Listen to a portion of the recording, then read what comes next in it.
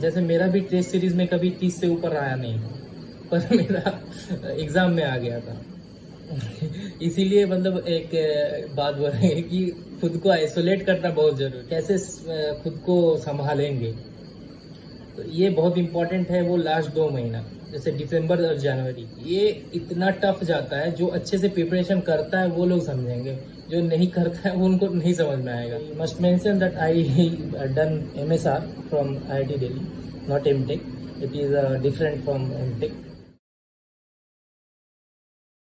नमस्कार दोस्तों, मेरा नाम है राहुल कुमार गुप्ता। मेरे चैनल में आपका स्वागत है। आज इस वीडियो में मेरे साथ जुड़ने वाले हैं मेरे सीनियर भैया हैं और बीटेक इन्होंने एक टायर 3 कॉलेज से किया और उसके बाद इन्होंने गेट के थ्रू IIT दिल्ली से इन्होंने MTech किया और इसके बाद एक अच्छे खासे कंपनी में प्लेस्ड हैं। तो चलिए इनके बारे में जानते हैं। और वेलकम टू माई चैनल भैया and thanks for accepting my request. And थोड़ा भैया मेरे ऑडियंस को थोड़ा अपने बारे में कुछ बता दीजिए। Thank you, Rahul. I am Sardeep Chaudhary. I graduated from EIT Bardhaman with a BE degree in Applied Electronics and Instrumentation Engineering in 2019. And then in 2022, I took admission in IIT Delhi in MSR course in Electrical Engineering. From then, I placed in a company called Rakuten Mobile, which is a Japan-based company in the placement season of 2021-22 from the IIT Delhi. So that's all about brief introduction of myself. And Rahul, you are doing a very great job.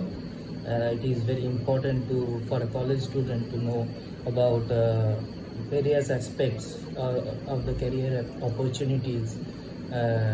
So it's a very nice job that you are doing. Okay, so I'm looking forward to answer all your questions. Thank you भैया। And ये चीज़ हमने start ही किया है लोगों को career awareness के लिए। आपने बताया कि आपने एक UIT बर्दवान से आपने इंस्ट्रूमेंटेशन से आपने बीटेक किया, इसके बाद आपने IIT दिल्ली में MTech किया वहाँ से। उसके बाद आपने रकुटेन मोबाइल जो जापान में कंपनी है उसमें आपका प्लेसमेंट हुआ है। एकदम से कैसे चेंज हुआ आपका ये जर्नी और कैसे चेंज हुआ आपका ये? तो मेरा जर्नी में ऐसे तो नहीं बोलेंगे कि ज़्यादा कुछ चेंज हुआ है, क्योंकि मैं जब एडमिशन लिया था बीटेक में तभी मतलब एक अंदर से वो था कि हायर स्टडी करना है। And when I get into UIT Bardhaman, then I realized that there are so many things to learn and there are so many opportunities that are missing out by that admission. So from second year onwards, I started preparing for GATE. Not very rigorously, but yeah, all the aspects of GATE, what is GATE and how one can prepare for GATE. So those knowledge I started gathering from then.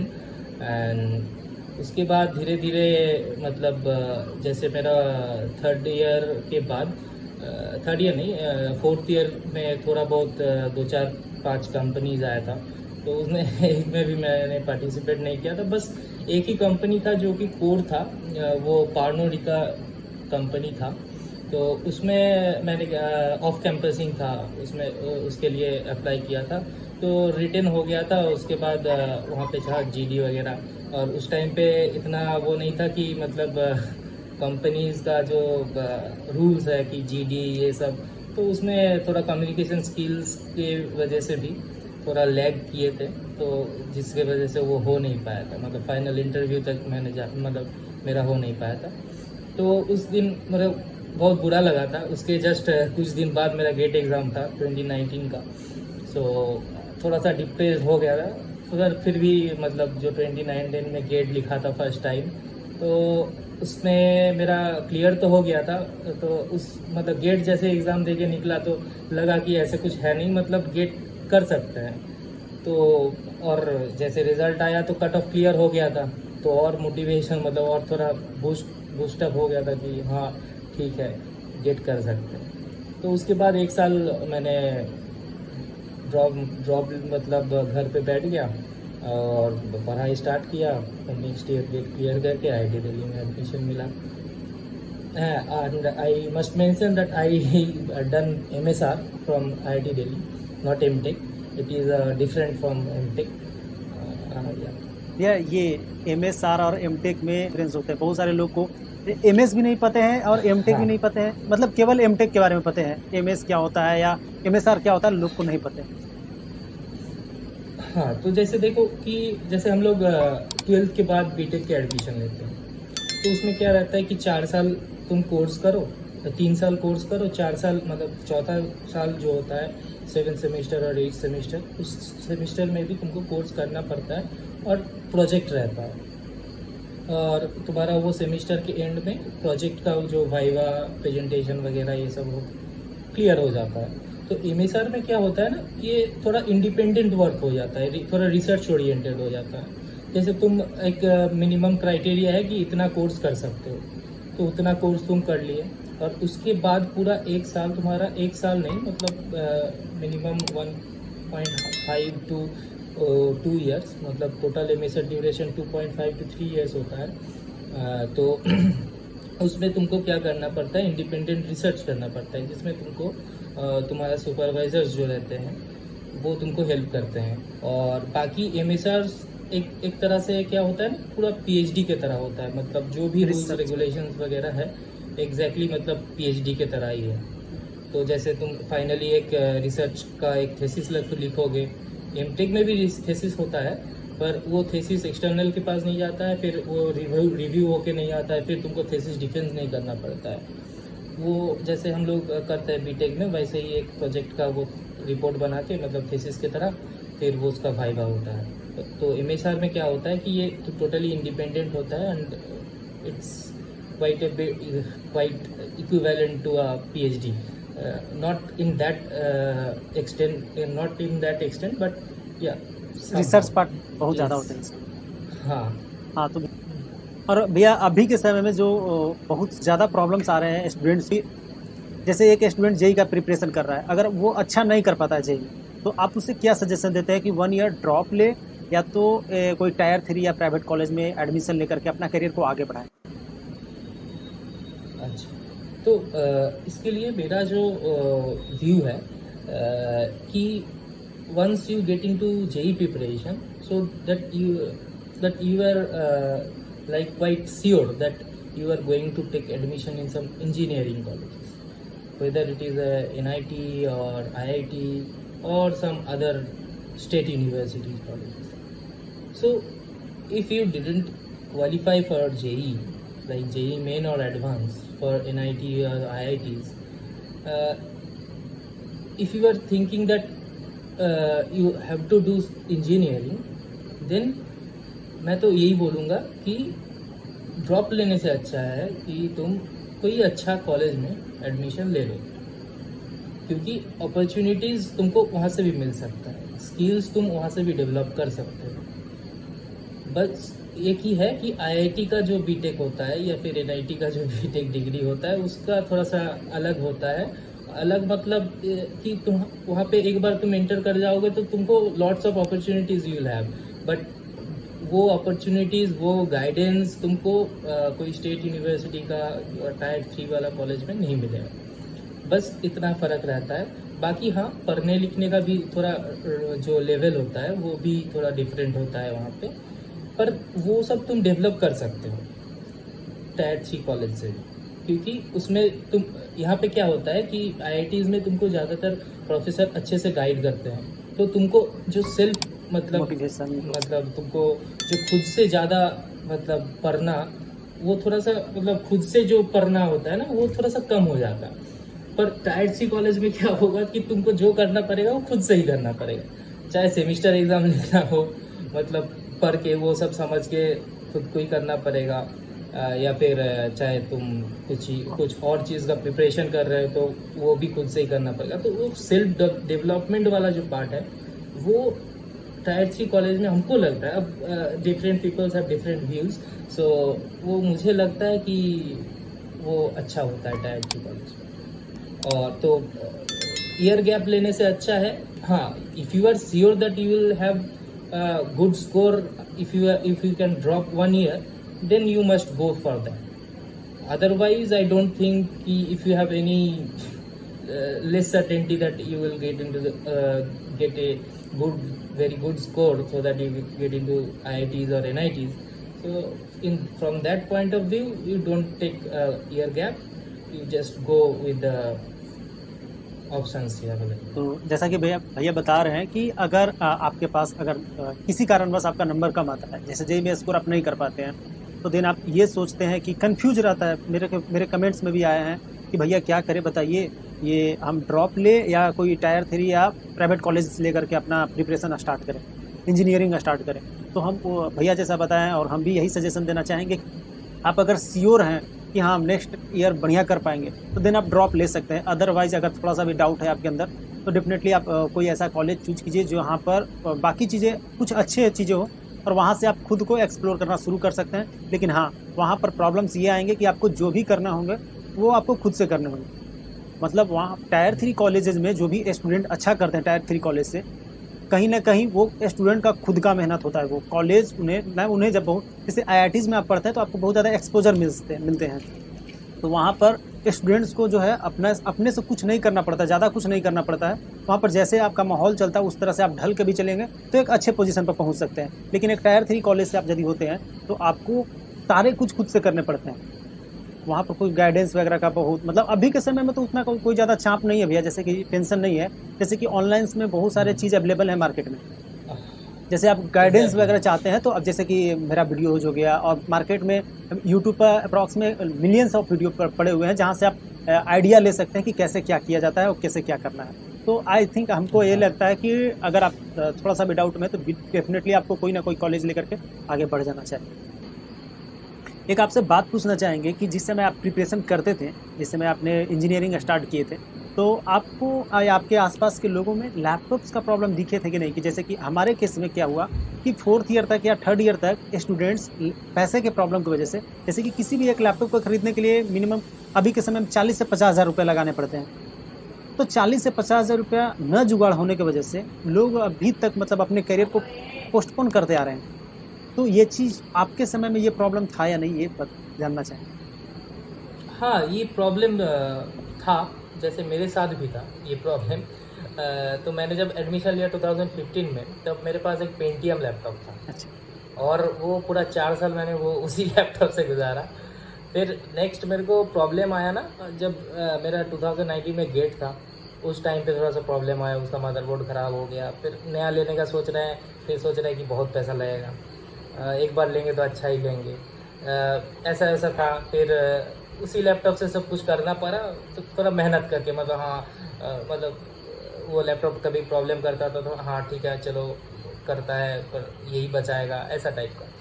पर हाँ, ये बहुत ज़रूरी है कि engineering student के लिए कि एक लैपटॉप उनके साथ हो, चाहे वो कोडिंग का प्रिपरेशन करे या फिर वो गेट का प्रिपरेशन करे, चाहे पर अदर कॉम्पिटिटिव एग्ज़ाम्स का प्रिपरेशन करे, क्योंकि अभी तो ऑनलाइन काफ़ी सारा रिसोर्सेज अवेलेबल है पढ़ने के लिए। तो इसके लिए एक अच्छा लैपटॉप होना बहुत ज़रूरी है। And I recommend you all two by used laptops from laptopkharido.in।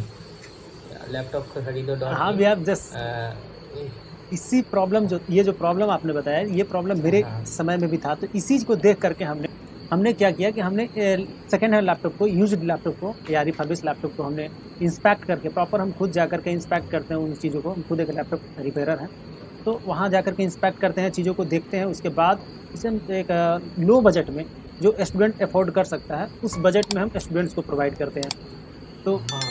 तो हम जो क्या करते हैं, हम अपने laptopkharido.in पर जो जिसको जैसा रिक्वायरमेंट होता है, जैसे स्टूडेंट्स के लिए जिसको कोडिंग करना है, तो कोडिंग से रिलेटेड जो भी स्पेसिफिकेशन रिक्वायर्ड होते हैं, सारे उनके अनुसार बजट लैपटॉप प्रोवाइड करते हैं। तो अगर जिनको भी अगर लैपटॉप का प्रॉब्लम होगा, जो फर्स्ट ईयर में एडमिशन्स ले रहे हैं और चाहते हैं कि अपना करियर स्टार्ट करें, या किसी कारणवश लैपटॉप के प्रॉब्लम को जैसे डिले कर रहे हैं, तो बिल्कुल डिले करने का ज़रूरत नहीं है। आप डिस्क्रिप्शन में दिए गए लिंक से या वहाँ पर laptopkharido.in पर जाकर के विजिट कीजिए, और अगर आपको वहाँ पर ढेर सारे लैपटॉप मिल जाएंगे। वहाँ पर ऑर्डर ईजी टू ऑर्डर है, आप सीधा क्लिक कीजिएगा, फ्लिपकार्ट की तरह आप ऑर्डर कर सकते हैं। और साथ में यदि आपको किसी प्रकार का कोई रिक्वायरमेंट हो, किसी प्रकार का कोई ज़रूरत हो, किसी प्रकार का कोई जानकारी का रिक्वायरमेंट हो, तो देन आप वहाँ पर गिवन नंबर पर आप कॉल कर सकते हैं, मैसेज कर सकते हैं, व्हाट्सअप कर सकते हैं। सारा चीज़ वहाँ पर अवेलेबल है। तो ये रहा मेरे तरफ से एक फीचर्स दो स्टूडेंट्स के लिए है कि लो बजट में अपना करियर स्टार्ट कर सकते हैं। तो चलिए आते हैं नेक्स्ट क्वेश्चन पे। भैया से पूछते हैं कि एक टायर 3 कॉलेज या किसी भी कॉलेज से, जैसे कि भैया तो दोनों कॉलेज में, और टायर 3 कॉलेज से भी प्लेसमेंट के में बैठे थे और अभी IIT दिल्ली में है, वहाँ से भी प्लेसमेंट्स उन्होंने लिया है। तो दोनों कॉलेजेस में प्लेसमेंट्स में क्या टफनेस होते हैं, कितने स्कोप्स होते हैं, इसके बारे में थोड़ा कुछ बताइएगा भैया। तो मेरा कॉलेज में जो प्लेसमेंट का सीन था वो यही था, जो मतलब बीटेक मैं जहाँ से किया हूँ भी, तो वहाँ पे मेरे टाइम पे उतना प्लेसमेंट मतलब ऑन कैंपसिंग उतना हुआ नहीं था। शायद मैं गिन के बता सकता हूँ कि कितना कंपनीज आए थे। शायद 7 या 8 कंपनी या 10 कंपनी, मतलब अंडर 10, मतलब इतना ही आया था। और उसमें भी सारे का पैकेज इतना पैकेजेस बहुत कम था, जैसे 1.8 से स्टार्ट हुआ था। तो ये मतलब एक चीज़ था कि बहुत कम वो था। पर हाँ, कुछ कंपनी था जो मैनेजरियल या फिर मार्केटिंग वाला कंपनी था, वो सब कंपनी में कुछ पैकेजेस अच्छा भी था। और बाकी जो लोग ये कोडविटा वगैरह ये सब से किया था ना, वो TCS, फिर विप्रो हो गया, CTS, ये सब तो स्टैंडर्ड पैकेजेस वो 3 लाख और 3.5-4 लाख का रहता था। हाँ, तो बस इतना ही था। बाकी वो कोडविटा से जो लोग वो अच्छा TCS का जो अपर वाला होता है कुछ 8 लाख 7.5 और 9.4 होते हैं, 9.6। हाँ, वो लोग मतलब जो CSE वाला IT वाला था, वो लोगों को पहले से पता था कि भाई हमको कोड लिखना ही है, कोड करना ही है, तो वो लोग उसी डायरेक्शन में गया, उन लोगों को मिला भी। और बाकी जो लोग पहले से प्रिपेयर्ड नहीं था कि भाई क्या करें, मतलब कैसे होगा, कैसे प्लेसमेंट लेंगे, तो उन लोगों के लिए थोड़ा सा प्रॉब्लम हो गया था। तो बाद में तो बाकी सब स्किल डेवलप किया और सब कोई प्लेस्ड हो गया। एंड IIT के साथ ये टायर 3 कॉलेज का जो प्लेसमेंट्स है, इसको मतलब कंपेयर तो बिल्कुल मैच कंपेयर नहीं करा सकते, क्योंकि मतलब थोड़ा वो क्या बोलते हैं कि बहुत मतलब एक्सटेंसिवली तुम देखोगे ना, तो वहाँ पे IIT आता है। जैसे वहाँ पे तुमको जो डोमेस्टिक कंपनी, जैसे मतलब इंडियन कंपनीज वो तो रहते ही है, बाकी पूरा वर्ल्ड से कंपनीज आता है। जैसे सिंगापुर हो, जैसे मेरा इस टाइम पे आया था, सिंगापुर से आया था, फिर लंदन से आया था, मतलब UK बेस्ड कंपनी था, जापान से आया था, फिर और भी कुछ का कंपनीज आया था, US बेस्ड भी आया था शायद। बाकी all top giants come into IIT, like Google, Microsoft, ये सब तो हो गया। जैसे बहुत सारा कंपनी है जिन लोगों को मतलब जिनका नाम भी नहीं सुना है, पर बहुत बड़ा कंपनी है, तो ये सब भी आया था। और पैकेजेस तो छोड़ ही दो, मतलब वो तो अलग ही बात है, वो कहाँ से स्टार्ट होता है जहाँ से उन लोगों का ख़त्म भी नहीं होता है, उससे आगे से स्टार्ट होता है। तो वो सब अपॉर्चुनिटीज़ मिल जाता है। और IITs का एक चीज़ अच्छा है कि मतलब कुछ कंपनी ना सबको लेते हैं। जैसे ऐसा नहीं है कि तुम सिविल से पढ़ के आ रहे हो तो तुम सॉफ्टवेयर इंजीनियर नहीं बन सकते हो, ऐसा नहीं है। तो IIT में ये ओपन टू ऑल वाला एक चलता है सिनारियो, तो वो तुमको मतलब बीटेक कॉलेज मतलब टायर 3 वाला या फिर इसमें थोड़ा सा प्रॉब्लम हो जाता है। बाकी कोर कंपनीज भी जैसे बजाज ऑटो हो गया, TVS मोटर हो गया, और भी जैसे इलेक्ट्रॉनिक्स का HFCL हो गया, TI वगैरह, ये सब आते हैं, क्वालकॉम, इंटेल, सब आते हैं। तो जैसा कि भैया बताया कि मतलब कंपैरिजन तो बिल्कुल हम खुद नहीं करना चाहते हैं और करने लायक भी नहीं है कि एक टायर 3 कॉलेज से सीधा IITs का कंपेयर किया जाए प्लेसमेंट के मामले में। जैसे कि हमारे यहाँ का कॉलेज में हाईएस्ट जो पैकेज आते हैं उससे कहीं दोगुना भी कर दिया जाए तो वहाँ का लोएस्ट होता है एक एवरेजिंग, तो वो भी नहीं होता है शायद तो दोगुना से हाँ कभी आ जाता है। हाँ, तो जैसा कि भैया ने बताया कि जैसे कि टायर 3 कॉलेज में लिमिटेशंस होते हैं कि इतने छोटे लेवल के कंपनियां जाते हैं। हाँ, कुछ अब के समय में तो कुछ कंपनियां जा रही हैं कुछ किसी कॉलेजेज में, लेकिन IITs में आपको US बेस्ड कंपनियां मिल जाएगी, आपको UK बेस्ड कंपनियां मिल जाएगी। भैया का खुद जापान बेस्ड कंपनी में हुआ है। तो देखा जाए तो वहाँ पर बहुत सारे एक्सपोजर, बहुत सारे ऑप्शंस मिलते हैं हर किसी को। तो एक नो डाउट कि एक IITs एक बहुत बढ़िया प्लेटफॉर्म है किसी भी इंजीनियर के लिए, एक अच्छा खासा प्लेसमेंट और अच्छे खासे पोजीशन पर जाने के लिए। तो चलिए स्टार्ट करते हैं। नेक्स्ट क्वेश्चन भैया आपसे पूछना चाहेंगे कि भैया ये कि आपने कैसे क्रैक किया, जैसे कि गेट कैसे क्रैक किया, फिर इसके बाद कैसे आपने डिसीजन लिया कि हमें एमएसआर करना चाहिए। ओके।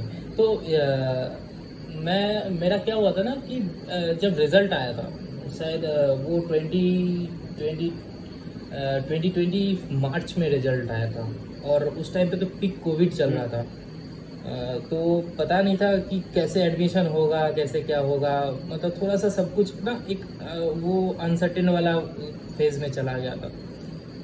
तो उस टाइम पे क्या हुआ कि अब मेरा जो स्कोर आया था, GATE score I remember 616 from instrumentation. तो 616 गेट स्कोर में क्या होता है, ये रैंक नहीं है, ये गेट स्कोर है। तो हाँ, तो 616 में जो भी और मेरा एक पहले से ही व्यू था कि मेरे को उसमें जाना है, मतलब ओल्ड IITs में जाना है, वो जो सातों IIT है, और उसके बाद और एक मतलब न्यू IIT में अप्लाई किए थे जो कि IIT हैदराबाद था। तो वो भी काफ़ी अच्छा IIT अभी के समय में तो बहुत अच्छा हो गया टाइम पे है। हाँ, तो और कोविड की वजह से क्या हुआ था, जो कोप का जो वो था, काउंसलिंग, कोप पोर्टल से होता है काउंसलिंग, तो उसमें थोड़ा डिले हो रहा था। तो लगभग 1.5 महीने का डिले था मेन प्रोसीजियर से। तो मैंने तो अप्लाई किया सभी, मतलब ओल्ड IITs में और IIT हैदराबाद में। तो इंस्ट्रूमेंटेशन से मैंने था, मतलब मैं बीटेक किया था, तो मतलब मेरा थोड़ा सा इंक्लाइनेशन सेंसर ये वाला फेज में था कि सेंसर ट्रांसड्यूसर ये सब लेके काम करना है, और स्पेशली बायोमेडिकल। तो मैंने हर जगह बायोमेडिकल तो अप्लाई किया ही था, और कंट्रोल रिलेटेड भी मेरा थोड़ा इंटरेस्ट था, मतलब इलेक्ट्रिकल पार्ट जो होता है ना कंट्रोल का, वो मतलब कंट्रोल भी थोड़ा सा मेरा फोकस में था। तो इसके बाद क्या हुआ कि सबका एमटेक एडमिशन पहले क्या होता था कि ओल्ड IITs सब तुमको इंटरव्यू के लिए बुलाते थे, पर कोविड की वजह से वो इंटरव्यू बंद हो गया। तो इंटरव्यू में क्या करते थे, थोड़ा कट ऑफ कम भी करके, मतलब ज़्यादा लड़का को बुला के फिर वहाँ से वो शॉर्ट लिस्ट करते थे। हाँ, तो उसमें क्या हुआ कि जैसे ही इंटरव्यू ऑफ हो गया तो मतलब कट ऑफ बढ़ते चला गया, और जल्दी जल्दी क्लोज हो गया सब, और मेरे को एकदम एंड में भी कुछ नहीं मिल रहा था। IIT बॉम्बे से मेरा एमटेक 3 इयर्स वाला जो था उसका भी आया था, और इन IIT दिल्ली से भी आया था MS, और IIT मद्रास का MS मैंने अप्लाई नहीं किया था, वो मेरा एक गलती था एनीवेज। और लास्ट जो कोप का एमटेक का, और ये जो MS वाला है ना, MS या फिर एमटेक 3 इयर्स जो IIT बॉम्बे का है या फिर IIT हैदराबाद का भी है, तो इसमें ये कोप के अंडर नहीं है, ये अलग से होता है। इंस्टीट्यूट तुमको मेल करता है, उस मेल के अकॉर्डिंग वो होता है, और कोप में ये एमटेक वाला चलता है, बस एमटेक एडमिशन्स चलता है कोप के थ्रू। ये एक इम्पॉर्टेंट इन्फॉर्मेशन है जानने के लिए, क्योंकि मतलब कोप एक डिफरेंट है और MSR एडमिशन ये थोड़ा डिफरेंट है, मतलब प्रोसीजियर जो है, सिलेक्शन प्रोसीजियर ये डिफरेंट है। और तो MS के लिए मेरा दिल्ली से आया, तो दिल्ली से मैंने फॉर्म भर दिया, बाकी प्रेफरेंसेस वगैरह सब भर दिया।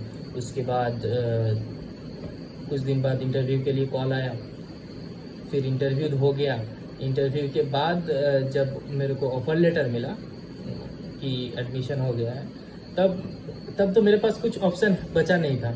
तो मैंने मतलब पैसा वैसा भर दिया, एडमिशन फीस वगैरह जो भी था, जितना भी था वो सब भर के फिर क्या किया कि नेक्स्ट वीक, जिस दिन भरा उस नेक्स्ट वीक मेरे को हैदराबाद से कॉल आता है बायोमेडिकल के में एमटेक का।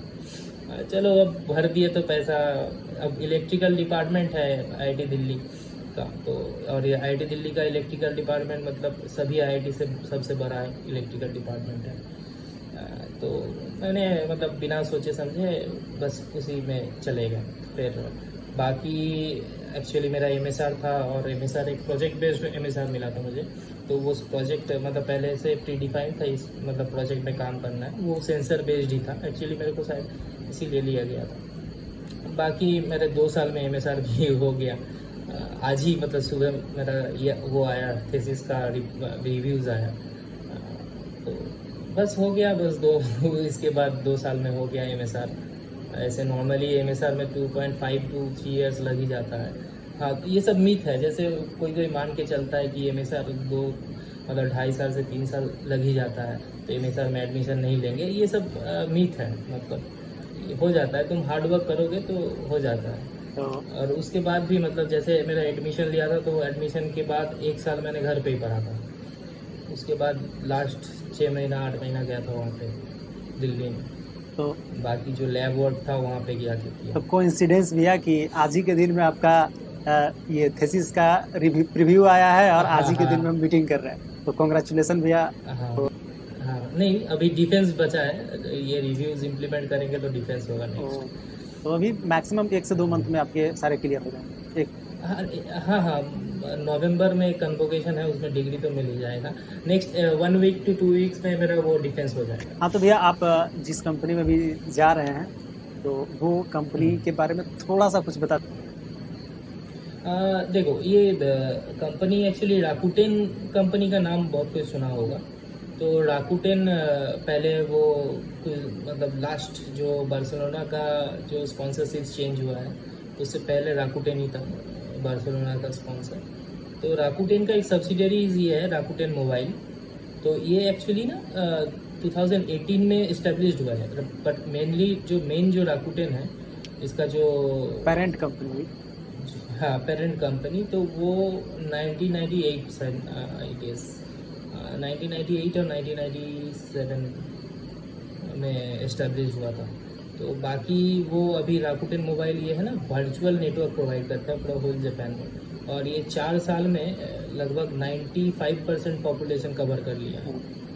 तो अभी काफ़ी जायंट कंपनी बन गया है। और as a software engineer I will join that in December 1st। बोला जाए तो भैया आप जापान बेस्ड कंपनी में भी प्लेस्ड हैं और वहाँ जा करके जॉब करना है इनको, और एक अच्छा खासा पैकेज है। हाँ। जो आप गूगल कर सकते हैं इस कंपनी का नाम के साथ में, तो आपको पता चल जाएगा कि कितना इसका पैकेज है। तो चलिए अब आते हैं लास्ट पड़ाव पर कि भैया बहुत सारा टाइम भी आपका ले लिए और अच्छा खासा टाइम ले लिए। तो भैया आपकी तरफ से कोई मैसेज, जिस समय आप प्रिपरेशन कर रहे थे तो आपका एटीट्यूड कैसा था, आपका बिलीव किस चीज़ पर था, तो कुछ भी मैसेज देना चाहते हैं मेरे ऑडियंस को तो आप दे सकते हैं। देखो, फर्स्ट मेरा जो एटीट्यूड था यही था कि गेट करना है, चाहे कुछ भी हो जाए, और थोड़ा हाई स्टडी करना है। सोचे तो थे PhD तक, बाकी अभी ऐसा जॉब लग गया, एक फॉरेन एक्सपोजर भी मिलेगा, इसी चलते अभी PhD का वो जो सोच है उसको थोड़ा पॉज करके चल रहा है आगे, बाकी बाद में देखेंगे। और हाँ, ऐसा एटीट्यूड रखना है कि पॉजिटिव थिंकिंग, ये बहुत इम्पोर्टेंट है कि तुमको सोचना पॉजिटिव ही है। चाहे तुमको टेस्ट सीरीज़ में 10 मार्क्स क्यों ना आए, सोचना पॉजिटिव है कि हाँ मेरा जो उस दिन जो करेंगे उस दिन 4 के आएंगे, जो मेन एक्चुअल डे होगा उस दिन दिखा देंगे। मतलब ऐसा एटीट्यूड रखना है, पॉजिटिव एटीट्यूड हमेशा रखना है गेट में। जैसे एक क्वेश्चन गलत हो गया, नेगेटिव मार्क्स आ गया तो उसमें पूरा डिमोरलाइज हो गया, ऐसा नहीं होना है। एटीट्यूड ऑलवेज पॉजिटिव रखना है। और एक चीज़ कि हाँ, एक बार तुम मान लो कि गेट दिया, ये बहुत इंपॉर्टेंट है अभी, कि अभी तो 3rd ईयर से गेट होता है, तो 3rd ईयर में ही एक बार बैठ जाना है विदाउट एनी प्रिपरेशन, और मतलब सेल्फ इवैल्यूएशन वहाँ से स्टार्ट करना है कि मैं कहाँ पे खड़ा हूँ और क्या कर सकता हूँ। क्वेश्चंस को पढ़ो, मतलब जो क्वेश्चंस आता है उसको अच्छे से पढ़ो और देखो कि हाँ ये क्वेश्चन हमसे बन सकता है कि नहीं, थोड़ा प्रिपरेशन के साथ। तो जैसे ही ये वाला फील आ जाएगा कि हाँ बन सकता है, तो तुम और एक अटेम्प्ट 4th ईयर में ले सकते हो। अभी तो ये ऑप्शन मिल गया है। और 4th ईयर में तुम्हारा कट ऑफ क्लियर हो जाता है, अच्छा रैंक नहीं आता है, तो बहुत बढ़िया कि वो एक मतलब पुश कर रहा है कि हाँ तुम गेट की तरह बढ़ो। ठीक है, तो ये बहुत इंपॉर्टेंट है कि सेल्फ इवैल्यूएशन तुम पहले से ही करना स्टार्ट कर दो, तुमको गेट करना है तो। और किसी के लिए ऐसा भी मतलब मेरा मैसेज रहेगा कि एक बार दे दिया, 2 बार दे दिया, अब गेट ही करना है और कुछ नहीं हो सकता है मेरे से, मतलब कुछ कुछ लोग ऐसा सोचते हैं कि गेट ही हो सकता है और कुछ नहीं हो सकता है, एमटेक तो करना है, एक डिग्री लेना है, बस इसके वजह से गेट नहीं करना है। क्योंकि जब you have nothing in your hand तो वो प्रिपरेशन हो नहीं पाएगा। प्रेशर रहेगा। हाँ, वो प्रेशर तो रहेगा। जैसे मान लो कि तुम्हारा कट ऑफ क्लियर हो गया, 30 कट ऑफ था, तुमको 35 मिल गया, तो तुमको एक वो बूस्ट रहेगा कि हाँ भाई हम इतना कर किए थे तो इस बार उससे अच्छा कर लेंगे। पर तुम्हारा 2-3 साल जब ड्रॉप हो जाएगा, नहीं होगा कट ऑफ क्लियर, तो वो एक प्रेशर बनते जाएगा और वो एड ऑन होते जाएगा, तो उसमें थोड़ा सा प्रॉब्लम है। इससे अच्छा कि थोड़ा सा डाइवर्ट होके कुछ और ऑप्शन ढूंढ लो, जैसे जॉब वगैरह हो गया, कुछ और कर लिया, तो वो एक सिक्योरिटी वाला साइड हो गया कि हाँ वहाँ पे हम सिक्योर्ड हो गए। अब हाँ, अब उसको साथ में लेके थोड़ा थोड़ा करके प्रिपरेशन करो, और चाहे 1 साल की जगह 2 साल लग जाए, कोई प्रॉब्लम नहीं है। गेट तो कोई भी दे सकता है, कितने भी उम्र वाला, तो उसमें कोई प्रॉब्लम नहीं है। तो ऐसा मोटिवेशन रखना है कि एक बार कट ऑफ क्लियर हो गया तो ठीक है, तो आगे बढ़ सकते हैं, और नहीं हुआ तो वो पहले ही सेल्फ इवैल्यूएशन जरूरी है कि हाँ आगे आके हो पाएगा कि नहीं, वो खुद से ही करना है। जैसे मेरा भी टेस्ट सीरीज में कभी 30 से ऊपर आया नहीं था, पर मेरा एग्जाम में आ गया था। तो ये होता है, ये सबका होता है। तो भैया एक चीज़ और जानना चाहेंगे एक एडिशनल क्वेश्चंस के रूप में, कि यदि आप अगर एक ऐसा लग रहा है कि स्टूडेंट्स को कि हाँ हम अच्छा कर सकते हैं नेक्स्ट ईयर 1 ईयर ड्रॉप के बाद, लेकिन अपने आप को संभालना कितना मुश्किल होता है, क्योंकि आपके साथ में जो दोस्त है वो कहीं ना कहीं प्लेसमेंट ले लिया या कहीं अच्छा रैंक ला करके अच्छा कॉलेज में एडमिशन ले लिया, लेकिन आपको ड्रॉप लेने का ऐसा मतलब अंदर से आ रहा है कि हाँ हमें ड्रॉप लेना ही पड़ेगा और लेना चाहिए हमको, तो उस समय कैसे इंसान क्या सोचे और किस तरह से आगे बढ़ सकता है? इसीलिए मतलब एक बात बोल रहे हैं कि खुद को आइसोलेट करना बहुत जरूरी है। मतलब दुनियादारी से कोई मतलब नहीं, ठीक है। मतलब अपने आप में रहो, और मतलब अपने आप में रहो मतलब डूबा रहो कि बस जो मतलब मैं कर रहा हूँ वो सही है, और बाकी दुनिया में जो भी हो रहा है सब गलत। ऐसा एक मान के चलो, आइसोलेट करके रखो, ये तब हो जाएगा। ऐसा कुछ बड़ा वो नहीं है, गेट वेट ये सब हो जाता है। तो मतलब हाँ, ये जो तुम बोला है कि मतलब कि कैसे खुद को संभालेंगे, तो ये बहुत इम्पोर्टेंट है। वो लास्ट 2 महीना जैसे दिसंबर और जनवरी, ये इतना टफ जाता है। जो अच्छे से प्रिपरेशन करता है वो लोग समझेंगे, जो नहीं करता है वो उनको नहीं समझ में आएगा। तो मतलब वो 2 महीना एकदम बहुत खतरनाक जाता है। मतलब तुम्हारा उठना बैठना सब कुछ में वही चलेगा कि इक्वेशंस क्या था वो भूल जा रहा है, ये भूल जा रहा है, ये याद नहीं आ रहा है। तो बस वही चलना चाहिए, ऐसा ही होना चाहिए जो अच्छे से प्रिपरेशन करता है। हाँ, और वो लास्ट 2 महीने का जो प्रेशर है वो जस्ट 3 घंटा में निकल जाता है। तो भैया काफ़ी अच्छा लगा आपसे बात करके, और आपसे इन फ्यूचर ज़रूर कभी दोबारा भी मिलने का मौका मिले तो ज़रूर आपसे बात करेंगे भैया। और thanks for giving me your suggestions and आपने जो सपोर्ट किया, आपने जो बताया, इसके लिए बहुत बहुत धन्यवाद भैया। And also thank you Rahul for calling me in your channel.